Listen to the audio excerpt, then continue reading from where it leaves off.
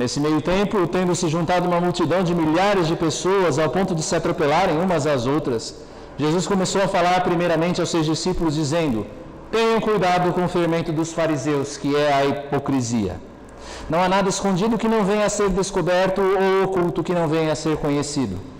O que vocês disseram nas trevas será ouvido à luz do dia, e o que vocês sussurraram aos ouvidos dentro de casa será proclamado nos telhados.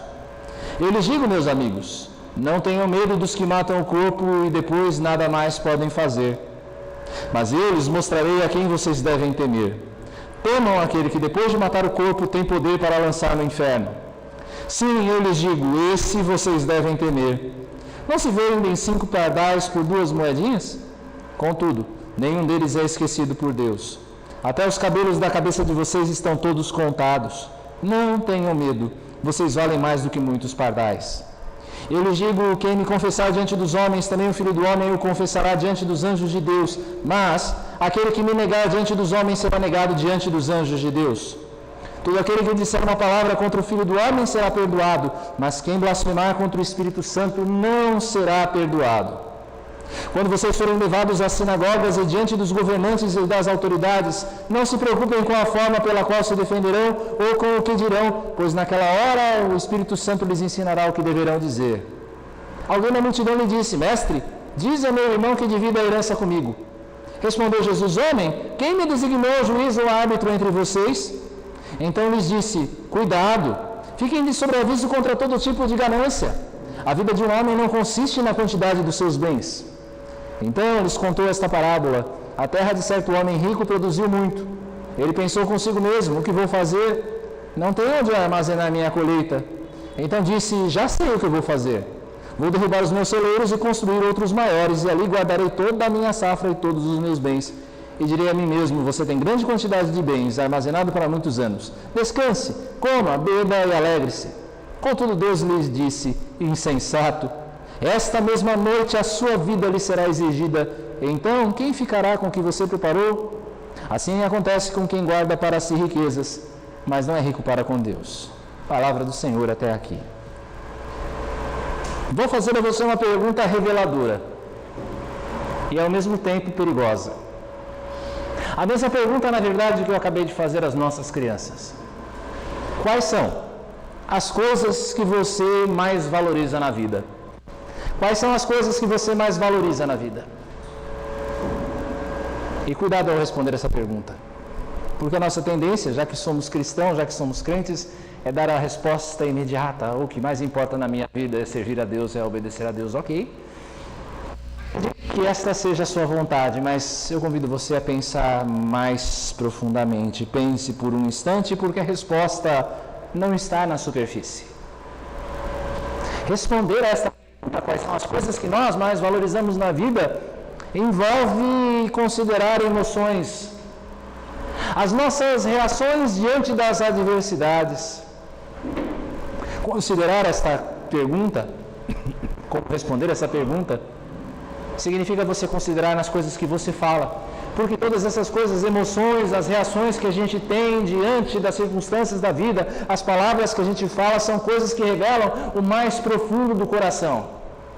Revelam aqueles que são os nossos valores mais arraigados, aqueles que estão que ditam mais profundamente quem somos nós. Mais do que isso, do que revelar os nossos valores, responder a essa pergunta, quais são as coisas que você mais valoriza, revelam os ídolos do nosso coração. E eu quero nesta noite justamente falar com você a respeito disto e dizer a você, com base nesse texto: cuidado com os ídolos do coração. Cuidado com os ídolos do seu coração. Quero começar aqui tentando responder a pergunta, tentando dizer a você o que é um ídolo. O que é um ídolo? Bem, nós que somos crentes, talvez pensemos que um ídolo é aquilo que os católicos têm, que os umbandistas têm, as imagens, ou os santos que eles veneram.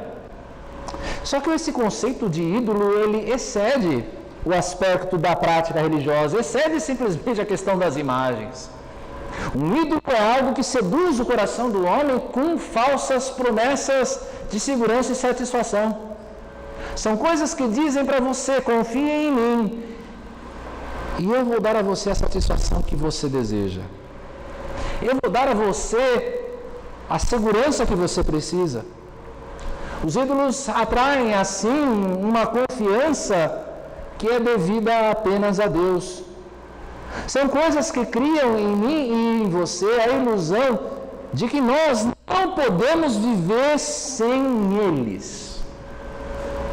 Um ídolo sempre envolve, preste bem atenção nisso, um ídolo sempre envolve a perversão de alguma coisa boa, de alguma coisa lícita, de algo que foi criado por Deus para o bem, mas que o nosso coração se apropria daquilo, deposita sua confiança naquilo, e aquilo possa ser a coisa mais importante para nós. Dou um exemplo. Família pode ser um ídolo. Quer coisa mais santa do que família? Do que o amor que reina entre um casal? Do que o carinho entre um pai e um filho? Família é algo extremamente bom, mas sim, família pode ser um ídolo quando tudo que eu faço mira servir a esta família, servir a este ídolo. Um outro ídolo vai parecer estranho talvez a você, mas eu já vi muito disso, é o descanso. Há pessoas que tornam o seu descanso, que tornam o seu lazer um ídolo. Claro, o descanso é algo bom, o descanso é algo necessário, o descanso é algo ordenado por Deus para o nosso bem. Mas o descanso também pode ser um ídolo quando tudo que você faz na vida visa você descansar. É o caso, por exemplo, daqueles que se preocupam em demasia com a sua aposentadoria. Quando eu me aposentar, eu vou viajar o mundo, eu vou fazer isso, eu vou fazer aquilo, e a pessoa começa a contar os dias para a sua aposentadoria. É algo lícito? É, mas pode tornar-se um ídolo, se tudo que eu faço mira isso. Na passagem que nós estamos vendo hoje de Lucas, nós vemos dois ídolos dos mais comuns. O primeiro dos ídolos mais comuns que nós vemos aqui é o temor de homens. Temor de homens. E o segundo é a ganância. Temor de homens e a ganância, ou seja, a riqueza. O temor de homens, queridos, é a segurança que nós construímos para nós mesmos, baseada em pessoas, ou na nossa reputação. Esse temor de homens pode ser um temor medo, aquele temor que nós temos de perder direitos, ou de que as pessoas nos ofendam de alguma maneira, moral ou fisicamente, por causa da nossa confissão de Cristo.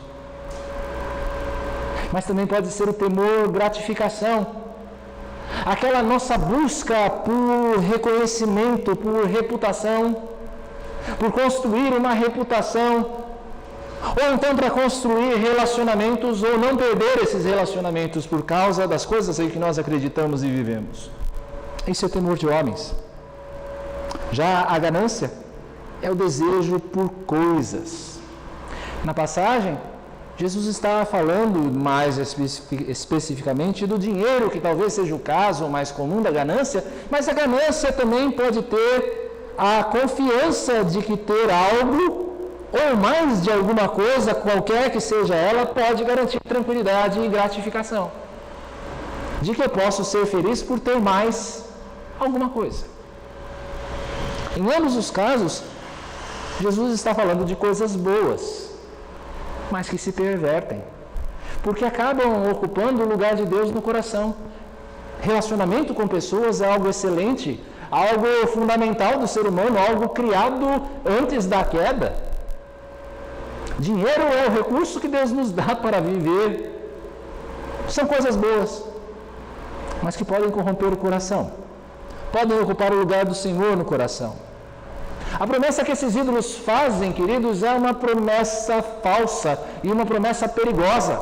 Salmo 135, verso 18 diz que os ídolos feitos por mãos humanas não passam de ouro e prata.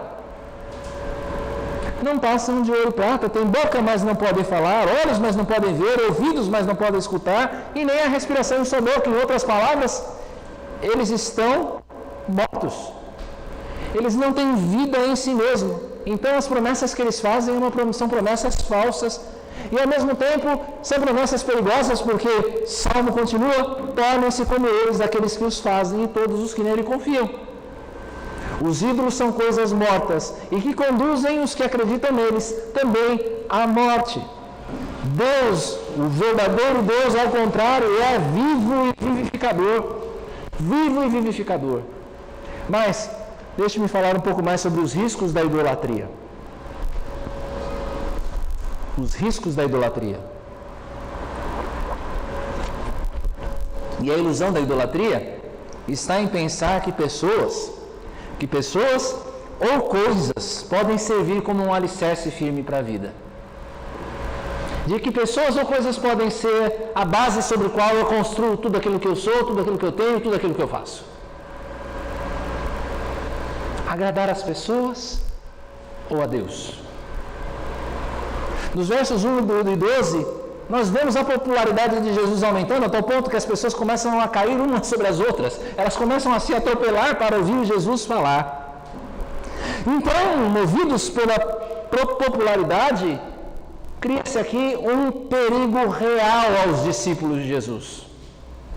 Eles estão vendo tanta gente se ajuntar ali, que eles podem começar a pensar, e eu creio, eles já estavam pensando isso, porque Jesus vai dar esse alerta: tomem cuidado, ele está vendo o coração dos discípulos, de que eles devem agradar aquela multidão.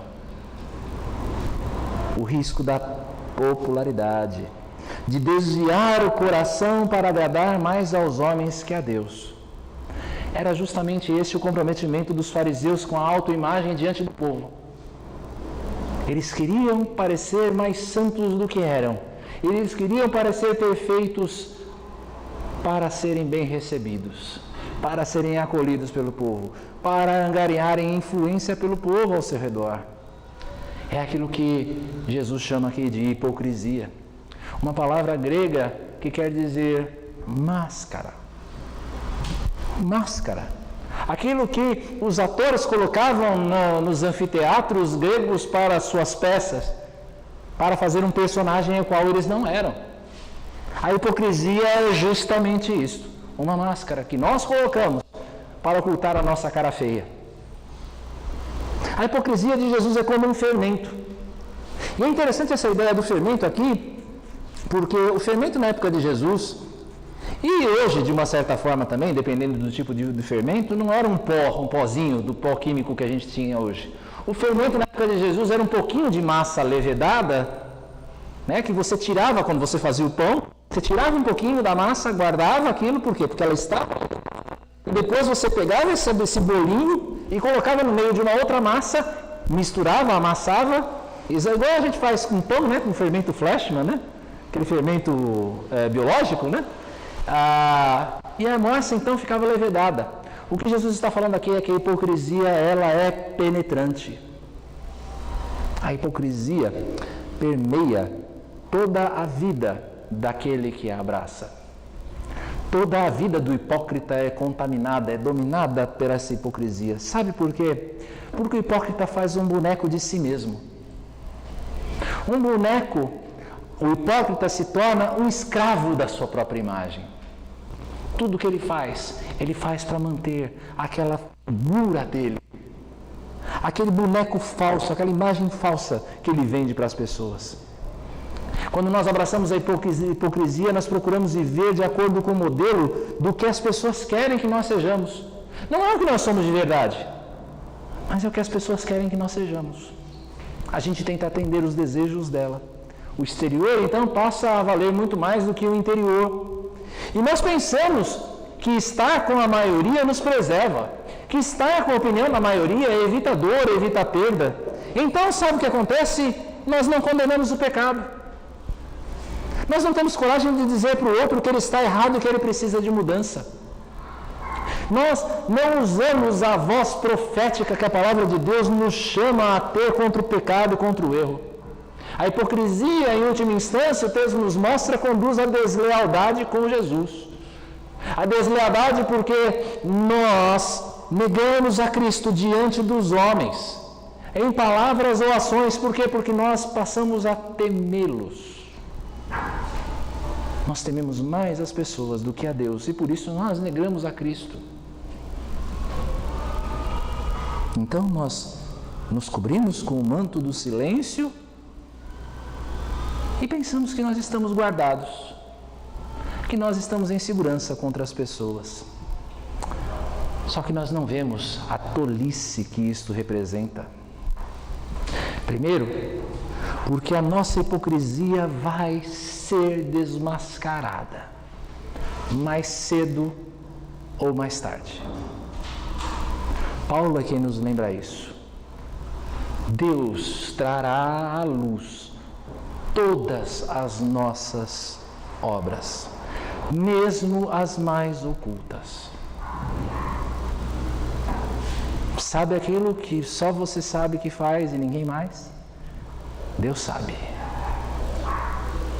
E um dia Ele trará isso à luz. Toda hipocrisia um dia vai ser desmascarada. Archibald Hodge, comentando isto a respeito nesse tema, a respeito no Catecismo Maior, na pergunta 38, ele diz que no julgamento, serão julgadas todas as ações feitas no corpo, incluindo todos os segredos do coração, os feitos das trevas, os sentimentos, os pensamentos, os propósitos e os motivos. Tudo isso estará exposto diante de Deus e dos homens no dia do julgamento. Nós envergonharemos a nós mesmos e a Cristo nesse dia, se sustentarmos a hipocrisia. Segundo motivo, porque esta hipocrisia é uma tolice, porque pessoas e o que elas podem fazer conosco são passageiros. A morte é o máximo. A morte é o máximo que as pessoas podem fazer. Deus, entretanto, pode causar um mal eterno que é o inferno. Para aqueles que insistem em temer mais aos homens do que a Deus, aqueles que insistem em agradar mais a carne do que o seu Criador, Deus lançará no inferno aqueles que temeram mais aos homens. Tiago, capítulo 4, verso 4, nos diz que não existe meio termo. Amizade com o mundo é inimizade contra Deus. Se você quer se fazer amigo do mundo, se você quer sustentar uma imagem para agradar as pessoas, se o temor do homem está no seu coração, querido, cuidado. Você pode estar se fazendo inimigo de Deus. Mas a passagem fala de outro ídolo do coração humano, os tesouros desse mundo, nos versos 13 a 21. E ela conta a história aqui de alguém que busca Jesus para exercer um papel que cabia aos mestres da lei. Esse homem não está de todo errado, porque ele considerava Jesus um mestre. Então ele vai até Jesus, esperando que Jesus decida uma questão de herança entre ele e o irmão. Jesus, entretanto, se recusa, primeiro porque ele não é um mestre segundo a vontade humana. Jesus não é um mestre segundo a vontade humana. Ele não foi ordenado rabi, ninguém deu a ele esta autoridade. Outra coisa, Jesus recusa-se a tomar partido, porque o homem não está querendo que Jesus julgue, ele está querendo que Jesus advogue. Decide a questão, manda o meu irmão que me dê a herança. Jesus recusa-se a tomar partido, principalmente porque ele deseja julgar o mais profundo do coração humano. Essa questão da herança é superficial, ele quer ir mais além, ele quer desvendar o coração desse homem. O problema da idolatria das coisas, irmãos, está nelas, nós buscamos satisfação. Na idolatria das coisas, nós buscamos segurança para o nosso futuro. Jesus então conta uma parábola, e o foco da parábola é que não é a riqueza segundo os homens, mas segundo a vontade de Deus que nos garante segurança, que nos garante a verdadeira satisfação. É a riqueza segundo Deus. No verso 19, nós lemos a respeito da ilusão desse homem de que coisas podem garantir a segurança. E ela reflete a nossa ânsia em construir patrimônio, pensando que nós teremos uma vida longa, uma vida próspera, uma vida sem contratempos. Nós arrecadamos e angariamos mais e mais coisas buscando garantir o futuro. Essa é uma ilusão mais comum do que se pensa. E ela talvez esteja presente em você.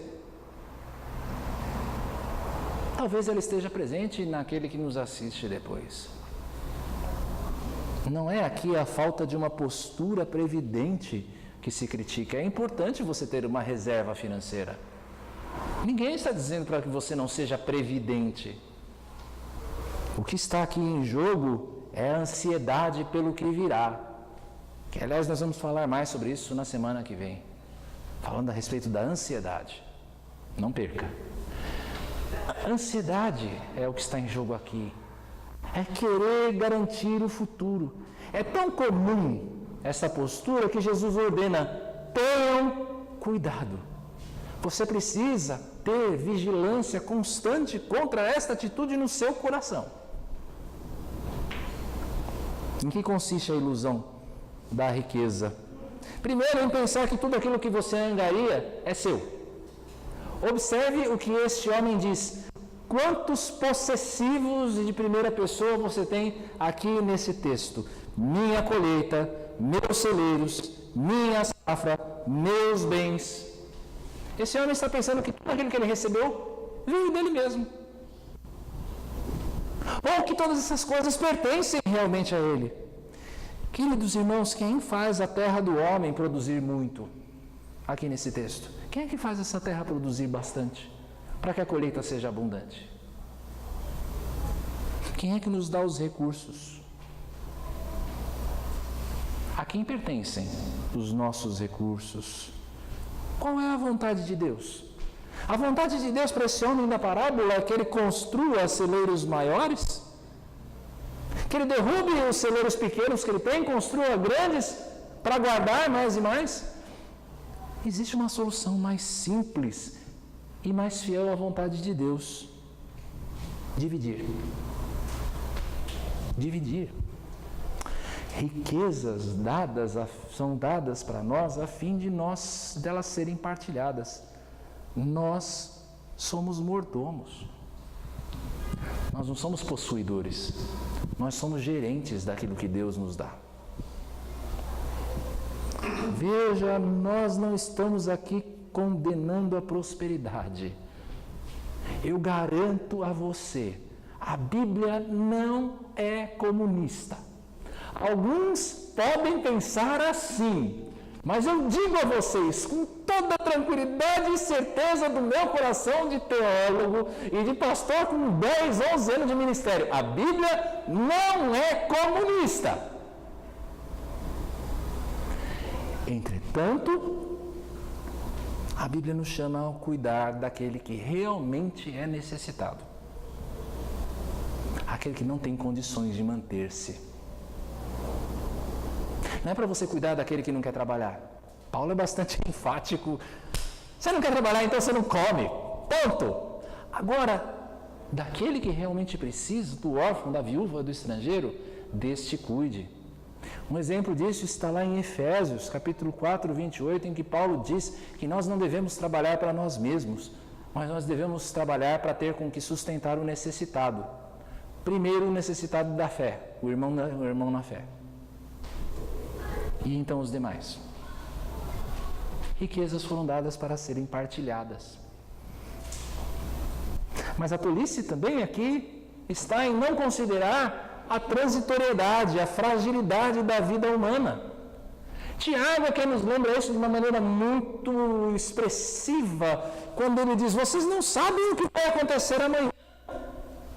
Vocês estão fazendo planos para amanhã, depois de amanhã, mas vocês não sabem o que vai acontecer amanhã.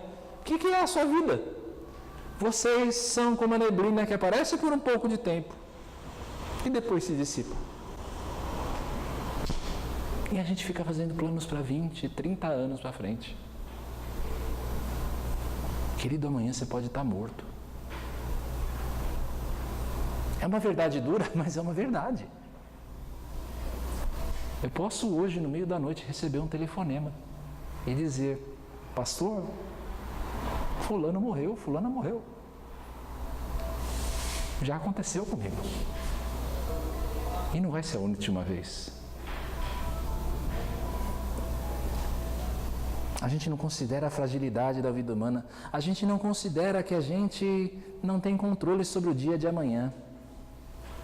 No Eclesiástico, um livro que não é inspirado por Deus, mas que está na Bíblia Católica e que faz parte de todo o corpo da sabedoria judaica, Eclesiástico diz assim, pode passar, Fê? Eu não coloquei? Não coloquei.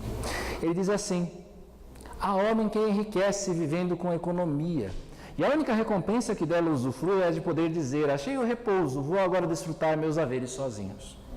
E ele não considera que o tempo passa, que vem a morte, e que ao morrer, tudo deixará para os outros. Simples assim. Não considera que tudo que ele tem vai para os outros. E ele acha que ele pode comer, beber e se divertir. Mas comer, beber e se divertir, como Paulo nos lembra em 1 Coríntios 15, 32, é a esperança daqueles que não têm esperança. É a alegria daqueles que não têm esperança em mais nada. Nós estamos no meio do carnaval. E as pessoas estão por aí nos bloquinhos, pulando, se embebedando, ficando umas com as outras. E o que acontece na quarta-feira de cinzas? Acabou. Comer, beber e se divertir é a alegria dos que não têm esperança. Mas nós temos uma esperança.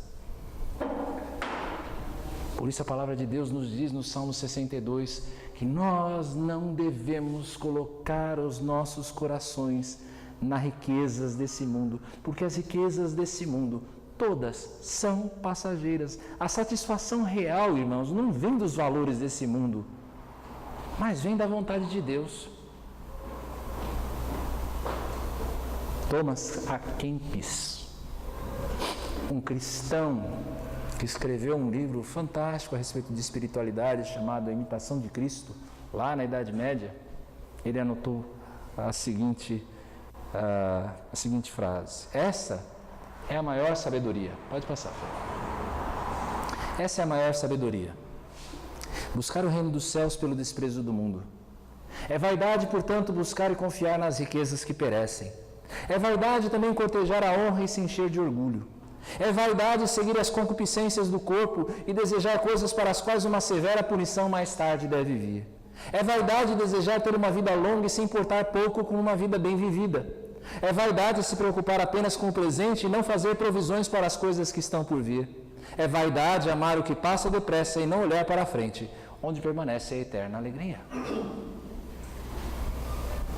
Depositar o coração nos ídolos é uma tolice.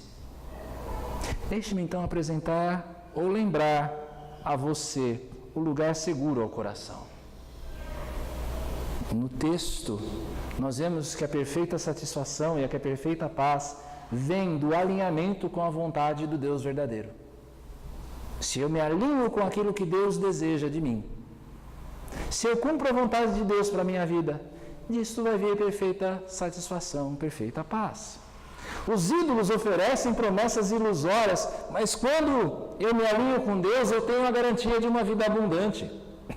Crer em Jesus, meus irmãos, nos liberta da tirania, nos liberta do temor de pessoas. Primeiro, porque nós sabemos que a sua integridade perfeita foi imputada a mim e a você, foi colocada sobre nós pela cruz.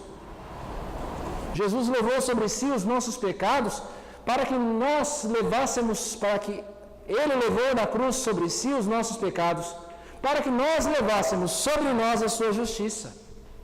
Irmãos, Deus me aceita pela justiça dele, não por uma perfeição que eu não possuo. Deus me aceita não é porque eu sou perfeito, não. Deus me aceita por causa da justiça de Cristo. Mas Jesus também me liberta do temor de homens, porque nós sabemos que nós somos amados e cuidados por Deus. ainda que eu experimente o desamparo das pessoas, eu sei que Deus me ama, eu sei que Deus jamais vai me deixar só. Eu sei disso. Pessoas podem me abandonar, mas como o texto me garante, Deus cuida de mim. Ele olhou para mim em Cristo, Ele continua a cuidar da minha vida. Pessoas podem me deixar só, mas Deus jamais irá me abandonar. Terceiro, nada pode me afastar do seu amor, ainda que por circunstância específica, como Pedro, eu negue. É interessante isso no texto, porque o texto diz que se eu disser uma palavra contra o Filho do Homem, contra Jesus, isso será perdoado. E a gente vê isso na história de Pedro. Pedro negou Jesus. E ele o perdoou. O que ele não perdoa é aquele que insistentemente nega as evidências de que Jesus seja o Filho de Deus. Para esse não existe perdão. É a blasfêmia contra o Espírito Santo que esse texto fala. Mas fora isso, nada pode me afastar do amor de Deus. Nenhuma acusação maligna, meus irmãos, é capaz de me desestimular a segui-lo. As pessoas podem zombar de mim, podem duvidar da minha fé, mas nada pode me impedir de segui-lo, de estar com Ele. Quarto, que o texto nos diz, como Jesus nos liberta da tirania das pessoas. Quando eu falo, Jesus fala. Isso quer dizer que eu não enfrento a perseguição sozinho. Cristo fala por mim. E como nós lembramos na escola bíblica hoje, quem me rejeita, a mim, testemunha de Cristo, não está rejeitando o César, está rejeitando a Cristo. É a Cristo que você rejeita, se você rejeita o que eu estou dizendo aqui. Que me podem fazer as pessoas. Por isso, lance fora todo o medo que você tem de pessoas, o temor de homens, a procura por uma reputação segundo esse mundo. Lance fora todo medo, sabendo que Deus cuida de você. Quem definiu isso bem foi Girolamo Savonarola. E se você conhece a história de Savonarola, você sabe que esse homem foi condenado por heresia. Foi condenado à fogueira pela Inquisição, por defender reformas na igreja. E Savonarola então escreve com autoridade, dizendo: eu convoco todos os homens e mulheres, todos cujas vidas estão arruinadas em tristezas e problemas. O que é que você teme? Aquele que acredita que Cristo está sobre todas as coisas não tem mais medo de nada. Venham então todos vocês em seu serviço. Se você acredita que Jesus Cristo está sobre todas as coisas, não tenha medo de nada. Se Deus cuida de mim, eu estou livre da dependência da riqueza. Deus não me negou o seu próprio Filho. E se Deus não me negou o seu próprio Filho, Ele não vai me negar tudo aquilo que seja de proveito? Tudo aquilo que for bom para mim, Deus irá poupar? Por que eu estou tão preocupado em obter segurança a partir de coisas? Eu tenho a consciência de onde todas as bênçãos vêm. Eu sei que todas as bênçãos vêm de Deus e que Ele é capaz de me suprir abundantemente. Por que eu estou preocupado em garantir o meu amanhã? Por que eu estou preocupado em angariar mais e mais, e guardar mais e mais? Ter uma montanha de dinheiro guardado num banco enquanto meu irmão passa a necessidade. Por que eu estou preocupado com isso? Deus é a fonte de onde todas as bênçãos vêm. Também eu sei que eu estou nas mãos daquele que não apenas tem controle, mas daquele que determina o amanhã. Eu não tenho controle sobre o dia de amanhã, mas Deus tem. E eu estou nas mãos dele. E uma vez que eu estou livre da ditadura, da busca da riqueza, da ganância, então eu estou livre para buscar a verdadeira riqueza. A sujeição à vontade de Deus, o cuidado com o próximo, o exercício da generosidade, o exercício do altruísmo. Porque eu não sou mais escravo de nada e de ninguém. Olhar para a integridade, olhar para o desapego de Cristo revelados no Calvário nos motivam a buscar o Deus verdadeiro, deixando de lado os deuses falsos do coração. Se eu olho para Cristo, eu abandono os ídolos. Por isso, eu quero você a quebrar os ídolos do coração. O abandono, chamar você ao abandono do temor de homens, a exercitar ousadia e independência diante dos homens, a ser ousado, a fazer grandes coisas por Cristo.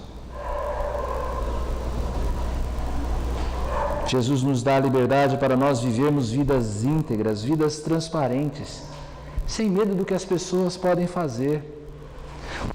A popularidade, irmãos, como nós falamos aqui hoje, é um ídolo enganoso, é um ídolo que resulta em morte. Mas o temor de Deus traz vida verdadeira. Popularidade, como um ídolo a ser buscado, vai me levar à morte, porque ela vai comprometer a minha integridade. Mas Deus quer me dar vida verdadeira. O texto também me chama a liberdade e generosidade quanto aos nossos recursos. Se eu não preciso de nada, exceto a graça, então eu posso dispor de todas as coisas. Com Deus eu sei que eu vou estar bem suprido de tudo. Eu não vou temer o amanhã. Eu não vou temer os problemas que vêm. Eu tenho a liberdade para viver o hoje de uma maneira plena. Eu tenho a liberdade de buscar o bem do outro da mesma maneira como eu busco o meu. Porque eu já não sou mais escravo dos bens, da riqueza. Por isso eu chamo você, nesta noite, talvez você que está aqui, talvez que depois você que assiste esse vídeo pela internet, pelo YouTube, pelo Facebook, pelo Instagram. Eu quero desafiar você a entregar o seu caminho ao Senhor, sabendo que o mais Ele vai fazer, o mais o Senhor fará. Entrega o teu caminho ao Senhor. Eu convido você, eu desafio você a crer que a riqueza de Cristo em amor e bondade é muito mais abundante do que toda a riqueza deste mundo. Se eu tenho Cristo, eu tenho tudo. Mas tudo sem Cristo é igual a nada. Entregue sua vida a Jesus Cristo, irmão. Confie nele, somente nele. Eu chamo você também, que é a igreja agora, a falar sempre a verdade em amor. Fale sempre a verdade em amor. Mesmo que isto coloque você em risco. Você não pode temer o risco para comprometer a sua integridade. Você precisa lembrar a quem pertence a sua lealdade. A quem pertence a sua lealdade última? Eu não vou falar isso para esta pessoa porque ela vai ficar chateada. Você está rendendo a tua lealdade a ela. Eu não vou desafiá-la a uma mudança, desafiar esta pessoa a uma mudança. Não, você vai sim, porque a sua lealdade é a Cristo. Ele te manda falar isso.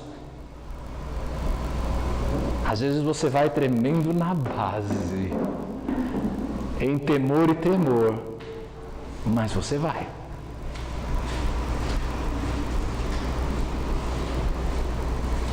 Outra coisa, aqui esse texto nos chama.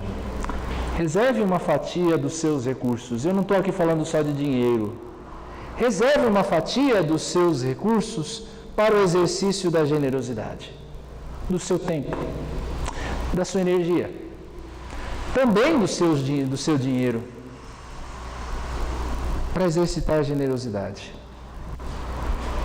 Quando eu tomo parte do meu dinheiro e eu digo que eu vou dispor dele livremente para abençoar o próximo, abençoar o necessitado, abençoar a casa de Deus, seja o que for, qualquer coisa que está além de mim e dos meus próprios interesses, eu estou dizendo para o meu dinheiro que ele pertence a mim. Que os recursos que eu tenho estão nas minhas mãos, que não sou eu que pertenço a eles. que eu não sou um escravo deles. Que aqueles recursos servem a mim e a Deus em última instância. Não sou eu que sirvo a eles. Por fim, o texto também nos chama a ser previdentes. Ao mesmo tempo que você é generoso, como eu disse, o texto não nos chama aqui a irresponsabilidade. Seja previdente, sim. Faça um bom planejamento de investimento de recursos. Até porque pode chegar um momento em que esses recursos vão ser úteis para atender ao próximo. E há algo interessante aqui a se pensar. Pelo menos na minha experiência pessoal, eu falo aqui a partir da experiência, não é da palavra de Deus, apesar que eu poderia até embasar isso na palavra. Quanto mais a pessoa exercita a generosidade, mais Deus dá a ela. Você já reparou que quanto mais generosa a pessoa é, mais próspera ela se torna? Eu estou falando aqui da generosidade verdadeira, não aquela generosidade que é feita para aparecer. Quanto mais generosa ela é, mais o Senhor lhe dá recursos. Por isso, seja previdente, ao mesmo tempo que você é generoso. Faça uma caderneta de poupança, tenha um fundo de investimentos, para quem sabe o Senhor possa usar isso no momento oportuno. Essa mensagem é um desafio para mim, aos ídolos do meu coração, porque sim, tantas vezes eu temo as pessoas e sim, tantas vezes o meu coração se deixa dominar pela ansiedade pelo dia de amanhã. Eu espero que, da mesma maneira que esse texto falou ao meu coração, ele possa falar ao coração dos irmãos, pois eu imagino que eu não estou sozinho nesse desafio de quebrar os ídolos do meu coração. Que Deus nos abençoe e nos dê a graça de sermos verdadeiramente livres de toda a idolatria, para a glória do nome do Senhor.